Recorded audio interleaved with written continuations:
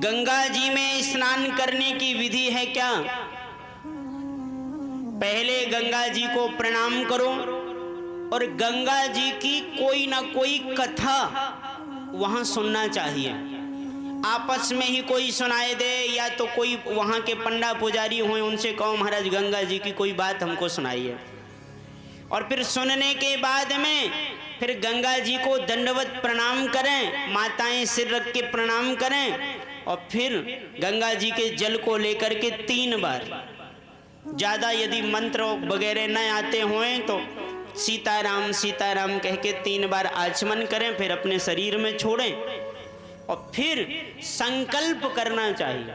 यदि पंडित जी मिल जाएं तो अच्छी बात है, नहीं मिले तो अपने से ही जल में हाथ ऐसे जल लेकर के हाथ में और फिर ये संकल्प करें कि मैं भगवान की भक्ति प्राप्त करने के लिए, अपने पितरों को मोक्ष प्रदान करने के लिए और गंगा में स्नान करना चाहती हूँ या चाहता हूँ, और छोड़ के और फिर ऐसे स्नान करें कि ऐसे नहीं, कई लोग ऐसे पछाड़ा मार के गिरते हैं कूद कांद के, ऐसे स्नान नहीं करना चाहिए गंगा। और सुनो, गंगा जी में कभी भी अपने शरीर को मलना नहीं चाहिए, दातून नहीं करना चाहिए और कपड़े भी अपने गंगा जी में धुलना नहीं चाहिए।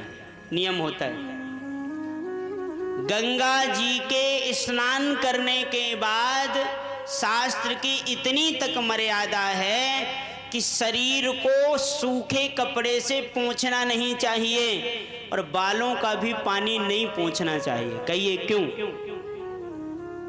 आपके गंगा जी स्नान करने के बाद आपके पितरों को बालों से जो टपकता हुआ पानी का बूंद होता है गंगा जी का, वही जल मिलता है। नियम है। और यदि आपने पोंछ दिया तो पितर देवता रुष्ट हो जाते हैं कि बताओ हमको जो मिलना था उसने इसने कपड़े में पोंछ दिया। ये तक नियम। अपने पहने हुए वस्त्र उसमें धुलना नहीं चाहिए।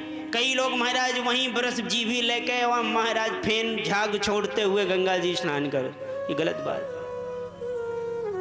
शैम्पू का साबुन का प्रयोग बिल्कुल नहीं होना चाहिए। आप उस दिन केवल गंगा जी स्नान करने जाइए, अपना मैल धोने नहीं और वैसे स्नान करने नहीं जैसे आप बाथरूम में स्नान करते।